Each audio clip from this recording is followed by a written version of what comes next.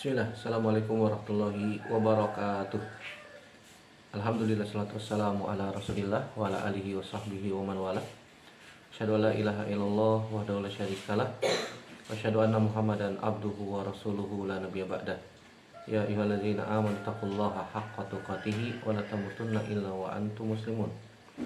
Amma ba'du, fa inna asdaqal hadisi kitabullah wa khairal hadi hadi Muhammadin sallallahu alaihi wasallam. Syarrul umuri muhdatsatuha wa kullu muhdatsatin bid'ah wa kullu bid'atin dhalalah wa kullu dhalalatin finnar. Ayyuhallazina wa iyyakum ajmain. Alhamdulillah, segala puji hanya milik Allah Subhanahu wa taala yang masih memberikan pada kita kesempatan untuk kembali bertemu, bersua, bertatap muka dalam media ini untuk melanjutkan pelajaran kita dari Ad-Durus Al-Yaumiyah. Salat dan salam senantiasa teriringkan kepada Nabi kita Muhammad sallallahu alaihi wasallam, pada keluarga, sahabat, dan tidak lupa kita sebagai umatnya sampai kiamat kelak. Baik, kita masuk pelajaran yang ke-369.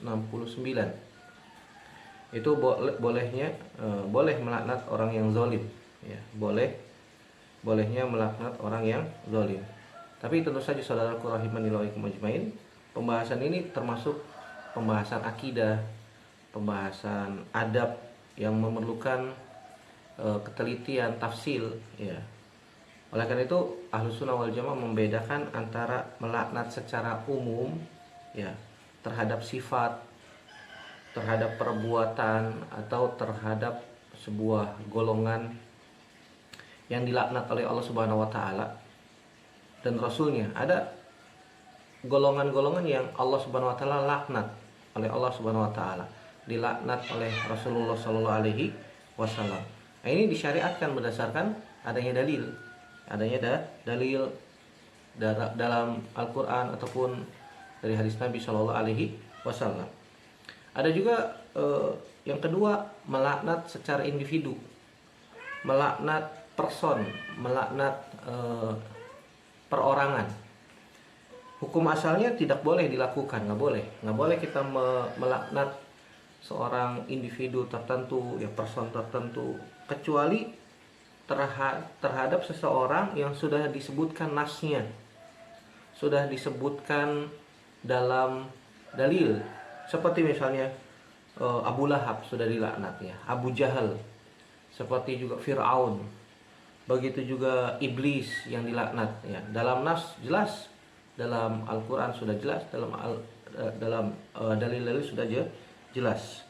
Atau orang yang mati dalam keadaan kufur, orang yang mati dalam keadaan kafir, yang telah dipastikan bahwasanya dia benar-benar mati dalam keadaan tidak di atas agama Islam, ya. Ini sudah ditentukan di dalam Al-Quran, ya, boleh seperti itu. Adapun seorang muslim yang masih sholat, seorang muslim yang masih mengucapkan syahadat, seorang muslim yang secara zahirnya kita hukumi dia seorang muslim yang melakukan dosa besar, maka tidak boleh dipastikan dia dilaknat secara individu. Nggak boleh kita melaknat seorang muslim yang secara zahirnya dia muslim, dia masih sholat, ya, barometernya sholat, ya, dia menampakkan keislaman. Nggak boleh melaknat secara personal seperti itu, nggak boleh. Karena bisa jadi dia telah bertaubat, bisa jadi dia dosanya sudah diampuni oleh Allah Subhanahu wa taala, kita nggak tahu. Ya, karena ini urusannya Allah Subhanahu wa taala, bukan urusan kita, ya. Adapun kita seorang manusia menghukumi secara zahir, secara yang nampak di depan mata kita. Nggak boleh kita menghukumi seseorang yang ada di dalam batinnya, di dalam hatinya. Kita nggak tahu, ya. Masalah hati, masalah batin itu urusan Allah Subhanahu wa taala.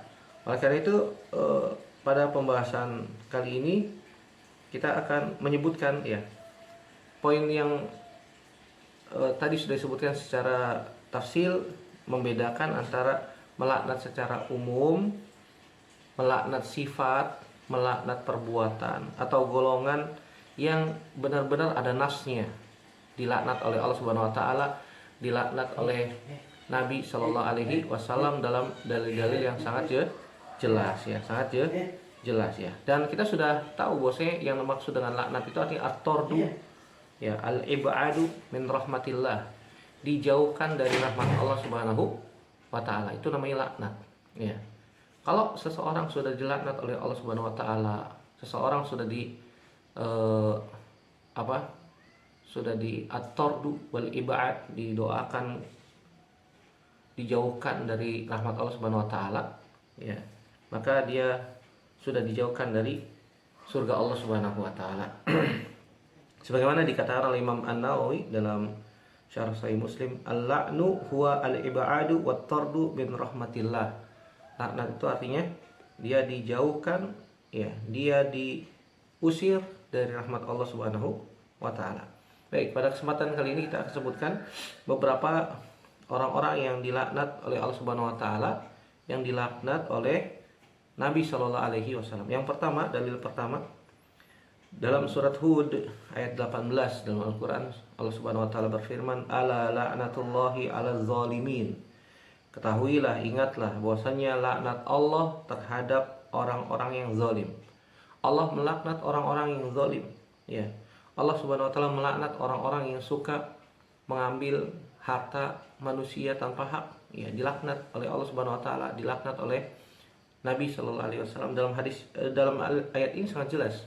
Ala la'natullahi 'alaz zalimin. Ketahuilah orang yang berbuat zalim itu dilaknat sama Allah Subhanahu wa taala. Dilaknat artinya dijauhkan dari rahmat Allah. Dijauhkan dari rahmat Allah berarti ya dijauhkan dari surga. Kalau dijauhkan dari surga berarti dia dimasukkan kemana? Neraka. Nauzubillah. Nasallallahu salamata wal afiyah. Al-Imam Ibnu Katsir mengatakan, ay ab'adahumullahu min rahmatihi. Allah Subhanahu wa taala menjauhkan mereka dari rahmatnya. Ini menunjukkan faedah yang bisa kita ambil bahwasanya orang yang zalim itu dilaknat langsung sama Allah Subhanahu wa taala. Ala la'natullahi 'alaz zalimin. Laknat Allah terhadap orang-orang yang zalim, ya. Orang yang zalim itu kata Nabi sallallahu alaihi wasallam, az-zalim, ya. Orang yang zalim itu adalah kegelapan pada hari kiamat.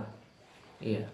Az-zulumatu zulumatun yaumal qiyamah. Kezaliman itu akan mengakibatkan kegelapan nanti pada hari kiamat. Ketika seseorang pada hari kiamat mendapatkan cahaya, dengan keimanannya dia akan kegelapan, subhanallah.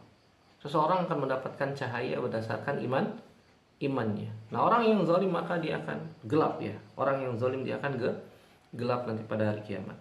Begitu juga kezaliman merupakan sebab seseorang dijauhkan dari rahmat Allah Subhanahu wa taala. Orang yang zalim, ya, suka melaknat orang lain juga, ya, subhanallah. Kalimatnya yang keluar dari lisannya adalah kalimat-kalimat buruk. Orang yang suka mengambil harta orang lain tanpa hak. Orang yang tidak mau menerima kebenaran, merasa benar sendiri, ya. Kata Nabi SAW, az-zalim, ya, orang yang zalim itu, ya, nanti pada hari kiamat, zulumat, ya, kegelapan nanti pada hari kiamat. Dan dia sombong, ya, sombong, tidak mau menerima kebenaran dan merendahkan orang lain. Begitu juga orang yang zalim itu dosanya besar, sehingga Allah Subhanahu wa taala melaknat pelakunya. Begitu juga Allah Subhanahu wa taala melaknat orang yang berdusta atas nama Allah Subhanahu wa taala. Orang yang berdusta atas nama Allah Subhanahu wa taala, ya. Di awal surat Hud Allah Subhanahu wa taala mengatakan, "Faman azlamu mimman iftara 'ala Allahi kadziba." Siapa sih orang yang lebih zalim daripada orang-orang yang berdusta atas nama Allah Subhanahu wa taala?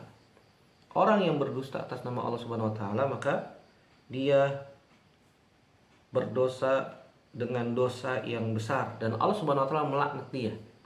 Allah Subhanahu wa taala melaknat dia. Ini menunjukkan bahwasanya dusta atas nama agama, dusta atas nama Allah Subhanahu wa taala termasuk kezaliman yang terbesar. Dan kita tahu kezaliman yang paling besar adalah perbuatan syirik, ya.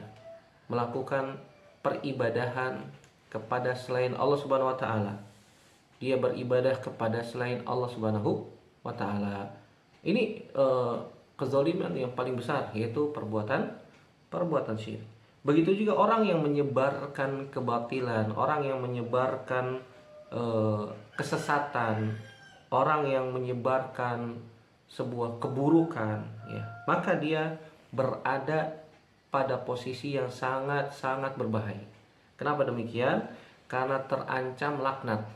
Karena terancam laknat dan terancam dijauhkan dari surga, dijauhkan dari rahmat Allah Subhanahu wa taala. Faman azlamu mimman iftara 'alallahi kadziban. Kemudian dalil yang kedua dalam surat Al-Ahzab ayat 64, Allah Subhanahu wa taala berfirman, "Innallaha la'anal kafirina wa a'adda lahum sa'ira." Allah Subhanahu wa taala sesungguhnya melaknat orang kafir dan Allah menyediakan bagi mereka neraka yang menyala-nyala, ya. Neraka yang menyala-nyala. Ini menunjukkan bahwasanya Allah Subhanahu wa taala melaknat, menjauhkan orang-orang kafir dari rahmatnya.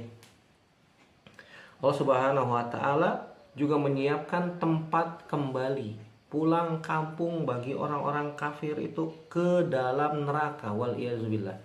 Nasallallahu salamata wal afiyah. Oleh karena itu Allah Subhanahu wa taala langsung melaknat sendiri di dalam ayat ini. Allah Subhanahu wa taala melaknat sendiri orang-orang kafir. Begitu juga laknat merupakan hukum syar'i yang Allah Subhanahu wa taala tetapkan, ya. Di sini Allah Subhanahu wa taala menyebutkan bahwasanya Allah melaknat orang-orang kafir dan juga orang-orang zalim.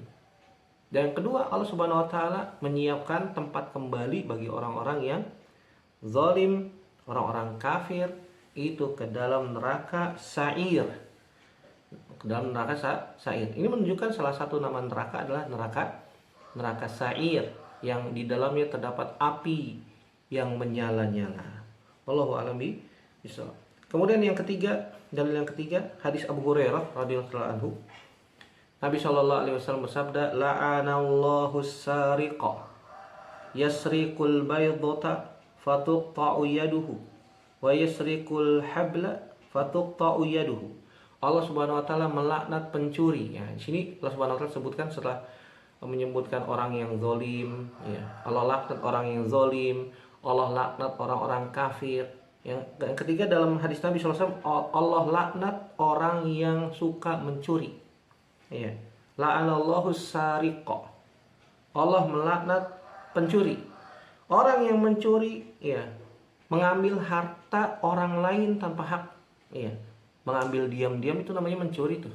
Ya. Mengambil yang bukan miliknya itu namanya mencuri. Itu namanya mencuri. Sehingga ada orang yang suka ngambil sesuatu, ngambil apa, ya. Dalam hadis ini Nabi memberikan contoh, yasriqul baydata. Dia mencuri telur. Telur berapa sih harganya?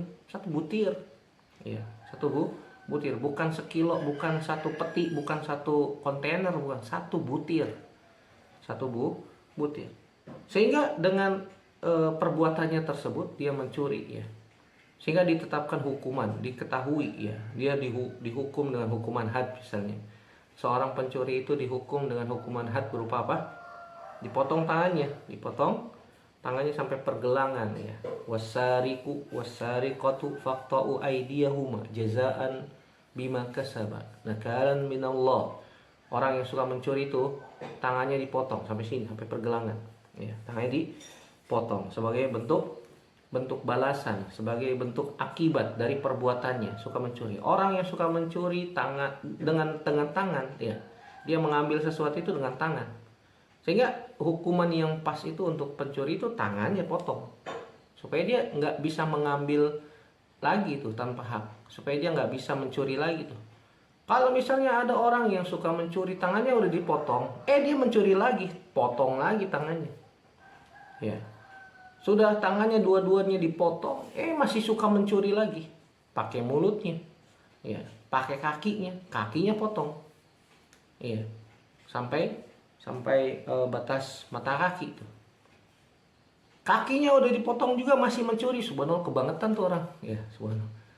Lehernya potong, ya, lehernya potong. Maksudnya apa? Dipancung palanya. Ini orang sudah keterlaluan dia sudah dipotong tangannya. Padahal tangan itu alat untuk mengambil sesuatu, anggota tubuh yang Allah berikan untuk mengambil sesuatu. Dia gunakan untuk mengambil yang bukan miliknya dengan cara mencuri. Dengan cara mencuri. Masih mencuri juga tuh, subhanallah. Udah nggak punya tangan masih mencuri. Ya, pakai kaki ngambil barang orang lainnya, subhanallah. Kakinya udah dipotong masih mencuri lagi. Ya sudah. Maka hukuman yang pas untuk orang ini berarti orang ini nggak kapok-kapok bahasa kita ya. Tidak ada kapoknya. Allah Subhanahu wa taala sudah berikan hukuman seperti itu untuk agar dia bertaubat, agar dia mendapatkan pelajaran. Tapi ternyata tidak bisa mengambil pelajaran, sehingga ya hukuman yang pas untuk orang seperti itu dilakukan, dipotong tangannya dan seterusnya. Dari sini kita bisa ambil faidah bahwasanya Nabi melaknat perbuatan mencuri. Perbuatan mencuri berarti orangnya ya berusaha untuk menghindari yang namanya pencurian. Sifat mencuri itu sifat buruk ya. Tidak layak bagi seorang muslim. Ustadz, boleh nggak dalam keadaan kepepet? Ya ngapain kepepet mencuri? Jangan ya. Biar bagaimanapun juga ya minta sama Allah Subhanahu wa taala apa yang kita butuhkan, minta sama Allah Subhanahu wa taala. Jangan minta kepada makhluk, jangan. Ya, Allahu yaghdabu in tarakta su'alahu wa bani Adam idza su'ila yaghdabu. Fas'al wa la tas'al bani Adam hajatan wasalillazi abwabuhu la tuhjabu. Allah marah kalau nggak pernah diminta. Sedangkan manusia kalau diminta terus ya nanti dia bisa marah tuh. Ya. Dan jangan minta kebutuhan kita kepada manusia, jangan. Tapi mintalah kepada zat yang pintunya tidak pernah tertutup. Itu Allah Subhanahu wa taala. Allah Subhanahu wa taala pintunya tidak pernah tertutup. Maka minta hanya kepada Allah Subhanahu wa taala saja. Kemudian dalil yang keempat yaitu hadis Abdullah bin Amr radhiyallahu taala anhuma, Nabi sallallahu alaihi wasallam melaknat ar-rashi wal murtashi. Ya, Nabi sallallahu alaihi wasallam melaknat orang yang suka memberi suap dan penerima suap. Hadis ini sahih riwayat Imam Abu Daud dan juga Imam Tirmizi dan disahihkan oleh Syekh Albani rahimahullah taala. Adapun dalil yang ketiga tadi ya diriwayatkan oleh Imam Bukhari dan Imam Muslim. Dari sini kita bisa ambil faidah Nabi sallallahu alaihi wasallam melaknat la'ana Rasulullah. Jelas tuh. La'ana Rasulullah. Nabi sallallahu alaihi wasallam melaknat ar-rashi wal murtashi, orang yang memberi suap dan penerima suap. Dua-duanya kena. Ya, dua-duanya kena laknat ya. Didoakan oleh Nabi sallallahu alaihi wasallam. Bahkan dilaknat langsung oleh Nabi sallallahu alaihi wasallam. Ini menunjukkan bahwasanya suap itu termasuk perbuatan zalim yang mengakibatkan pelakunya mendapatkan apa? Laknat ya, dari Nabi sallallahu alaihi wasallam. Begitu juga laknat ini berlaku secara umum terhadap pelakunya. Makanya hadail ummal minal gulul ya, orang yang sudah bekerja mendapatkan gaji kemudian dia menerima suap termasuk gulul, termasuk perbuatan dosa. Termasuk perbuatan dosa. Begitu juga laknat terhadap pelaku dosa secara umum. Ini dibolehkan, ya, dibolehkan berdasarkan dalil syar'i, berdasarkan nas yang tadi sudah kita sebutkan. Begitu juga Nabi SAW melaknat orang yang menyuap dalam sebuah hukum, ya, hakim disuap supaya memberikan keputusan yang sebaliknya. Yang benar dianggap buruk, yang buruk dianggap baik, ya.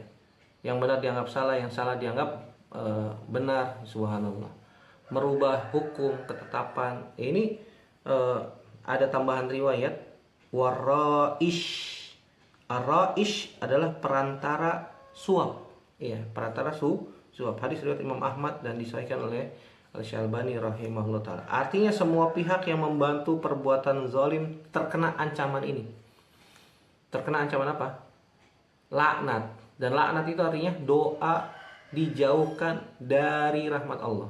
Orang yang sudah didoakan dijauhkan dari rahmat Allah, ya, maka dipastikan dia masuk neraka. Apalagi yang mendoakan Nabi sallallahu alaihi wasallam. Wallahu a'lam bishawab.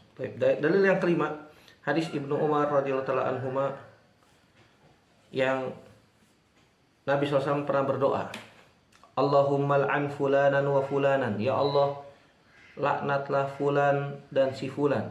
Kemudian turun firman Allah Subhanahu wa taala dalam surat Ali Imran ayat 128, laisa laka minal amri syai'un.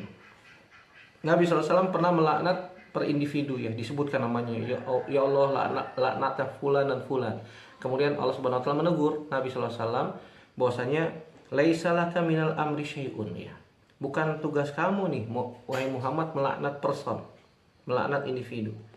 Ini terjadi sebelum sebagian mereka masuk Islam. Artinya Allah Subhanahu wa taala Maha mengetahui, ya, orang ini tidak berhak untuk dilaknat.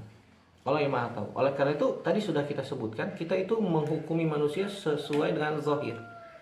Ya, adapun batin kita nggak tahu. Kita nggak tahu. Adapun melaknat seseorang secara individu yang kita nggak tahu dia itu seperti apa, maka tidak boleh. Tidak boleh. Dan di dalam Riyadhus Shalihin Imam Nawawi membawakan sebuah hadis bahwasanya kalau orang suka melaknat, maka laknat itu akan naik ke atas langit. Akan naik ke atas langit sehingga langit pun tertutup, nggak menerima, kemudian dia turun lagi ke bumi, ya. Kemudian tertutup, bumi juga tak mau terima, kemudian dia akan pergi ke kanan, ke kiri, ke depan, ke belakang, sampai laknat itu kembali kepada orang yang dituju. Ya, misalnya ada A melaknat si B, maka laknat itu akan kembali kepada B, maka akan sampai ke tujuannya, laknat kepada si B itu.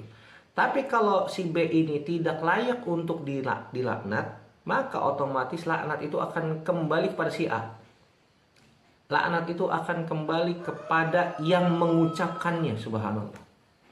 Ini menunjukkan bahwasannya nggak boleh melaknat seseorang yang tidak jelas nasnya, apalagi dia muslim, nggak boleh. Kita melaknat seorang muslim yang jelas-jelas dia masih muslim, masih sholat, ya tidak boleh. Doakan kebaikan, kebaikan. Orang muslim itu dia tidak suka melaknat. Laisa bil la'an wal bitta'an wal fahish wal bazi. Ya, orang yang beriman itu tidak suka melaknat. Lisannya itu kalimatnya baik. Doa-doa baik yang terlontar, meluncur dari lisannya. Bukan doa-doa buruk, bukan. Ya. Bukan doa kebinasaan, ya. Yang terlontar dari seorang muslim itu bukan kalimat-kalimat yang keji, bukan kalimat celaan, bukan. Oleh karena itu Nabi SAW mengatakan al-muslim laisa bil-la'an wala bit-ta'an wala al-fahish wala al-badhi. Seorang muslim itu nggak boleh mencela, nggak boleh suka melaknat, nggak boleh. Kalimat yang terlontar dari setiap muslim itu doa yang baik, ya.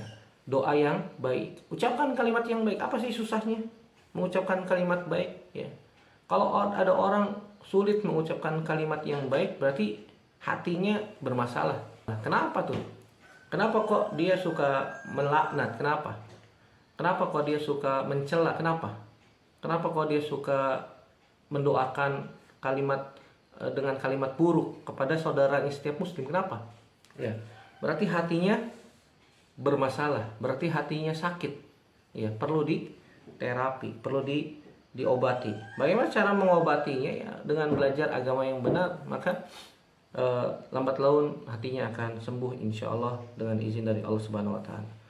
Begitu juga mayoritas ulama menjelaskan bahwasanya setelah Allah Subhanahu wa taala menegur Nabi sallallahu alaihi wasallam, "Laisa laka minal amri syai'un." Enggak ada urusannya bagi kamu hai Muhammad, kata Allah Subhanahu wa taala. Ini urusannya aku. Ya. Maka Allah Subhanahu wa taala mengetahui orang yang dilaknat oleh Nabi sallallahu alaihi wasallam tersebut, ya, bertaubat.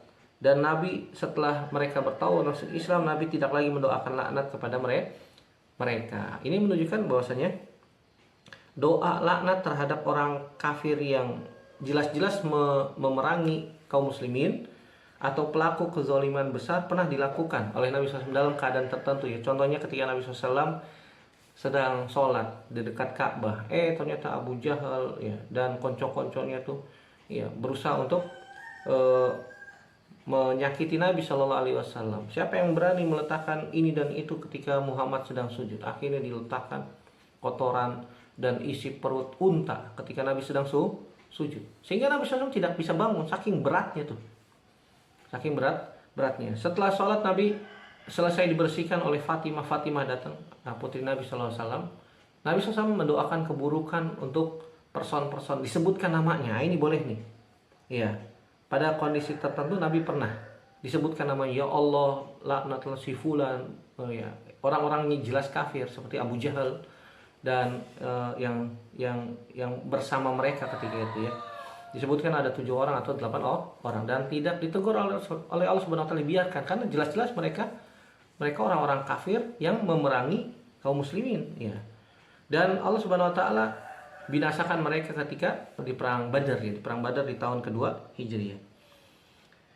Namun jika ada harapan bertaubat, ada seseorang yang ada harapan bertaubat masuk Islam, hatinya hanif, maka doakan hidayah.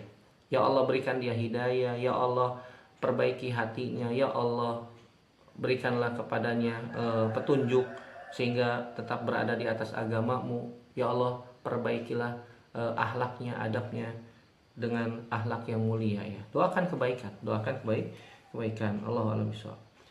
Dalil yang keenam, sebagian sahabat mengatakan Allahummal anhu, ya Allah laknatilah dia. Ya, seorang sahabat yang sering dihukum karena minum khamar tuh. Ada orang minum khamar ya, sudah didera, sudah dihukum, masih minum khamar juga, minum khamar lagi. Sampai sebagian sahabat mengatakan Allahummal anhu, ya Allah laknatilah dia. Kemudian Nabi SAW menegur, la tal'anuhu fa wallahi ma alimtu illa annahu yuhibbullaha wa rasulahu. Janganlah kalian melaknatnya, demi Allah aku mengetahui bahwasanya dia itu mencintai Allah dan Rasulnya. Hadis riwayat Imam Bukhari. Al-Imam Ibnu Hajar mengatakan fihi an-nahyu an la'nil muayyan. Hadis ini menunjukkan larangan melaknat individu tertentu. Disebutkan oleh Imam Ibnu Hajar dalam Fathul Bari. Begitu juga dalam hadis ini disebutkan oleh para ulama, boleh melaknat pelaku maksiat secara umum boleh. Tetapi kalau melaknat seorang muslim tertentu dengan doa buruk nggak boleh. Seperti yang dikatakan oleh Syekhul Islam Taimiyah, Imam Ahmad bin Abdul Halim bin Abdul Salam, Ibnu Taimiyah juga mengatakan wa amma la'nul muayyan fala yajuz hatta yu'lam annahu mata 'alal kufri. Adapun melaknat individu tertentu maka tidak boleh sampai diketahui bahwa dia meninggal di atas kekafiran. Ya, di dalam Majmu' Fatawa disebutkan demikian. Juga Imam Nawawi mengatakan wa amma la'nul muayyan minal muslimin fa haramun. Melaknat seorang muslim tertentu hukumnya haram, nggak boleh. Begitu juga Imam Ahmad mengatakan la yul'anu muayyan min ahlil qiblah. Nggak boleh kita melaknat individu tertentu dari kaum muslimin selama dia masih sholat ya. Barometernya adalah sholat. Ya nggak boleh kita melaknat seseorang yang masih sholat. Ya, ini dinukil oleh Imam Al-Khallal dalam As-Sunnah jilid 3. Jadi kesimpulannya kaidah Ahlus Sunnah wal Jamaah menyebutkan bahwasanya yang boleh dilaknat secara umum adalah yang memiliki sifat yang disebutkan dalam nas. Orang zalim, orang kafir ya, pemberi suap, penerima suap ya, pencuri, pemakan riba ya, orang yang makan harta riba. Dia misalnya meminjamkan sesuatu tapi minta tambahan ya, minjamnya 1.000 ya atau 1 juta, dia minta tambahan 100.000 jadi 1.100.000. Ini haram nih. Ini dilaknat sama Allah Subhanahu wa taala dan Rasulnya, nggak boleh. Kalau kita meminjamkan sesuatu ya kemudian minta tambahan, ini namanya riba dan dilaknat ya, dilaknat. Maka hukumnya tidak boleh melakukan praktek seperti itu. Begitu juga menyuap hakim, penyerupaan laki-laki dengan wanita dilaknat oleh Allah Subhanahu wa taala dan Rasulnya. Orang yang menyembelih untuk selain Allah dan seluruhnya yang terdapat nas yang sahih yang disebutkan dibolehkan untuk dilaknat. Adapun yang tidak diperbolehkan melaknat seorang muslim, nggak boleh. Ya, melaknat orang yang masih kemungkinan untuk bertaubat ya. Atau melaknat yang dia jadikan sebagai kebiasaan lisan, masya Allah. Ada orang yang lisannya suka melaknat, ini tidak dibenarkan. Oleh karena itu Nabi SAW menyebutkan laisal mu'min bit-ta'an walal la'an wal fahish walal bazi. Orang muslim itu tidak suka melaknat ya. Bukan juga suka mencela, berkata keji ya, ataupun berkata kotor ya. Wallahu a'lam bishawab. Ya, semoga yang sedikit ini bisa mencerahkan, bisa memberikan faidah untuk kita semua. Semoga Allah Subhanahu wa taala menjaga lisan kita, semoga Allah Subhanahu wa taala menjaga kita semuanya diberikan istiqomah di atas Islam, di atas iman sampai akhir hayat. Semoga Allah Subhanahu wa taala menutup usia kita dalam keadaan husnul khotimah dan dimasukkan ke dalam surga tanpa hisab, tanpa azab. Amin ya rabbal alamin. Demikian semoga bermanfaat. Aku qouli hadza astaghfirullah li wa lakum subhanakallahumma bihamdik asyhadu an la ilaha illa anta astaghfiruka wa atubu ilaik. Wassalamualaikum warahmatullahi wabarakatuh.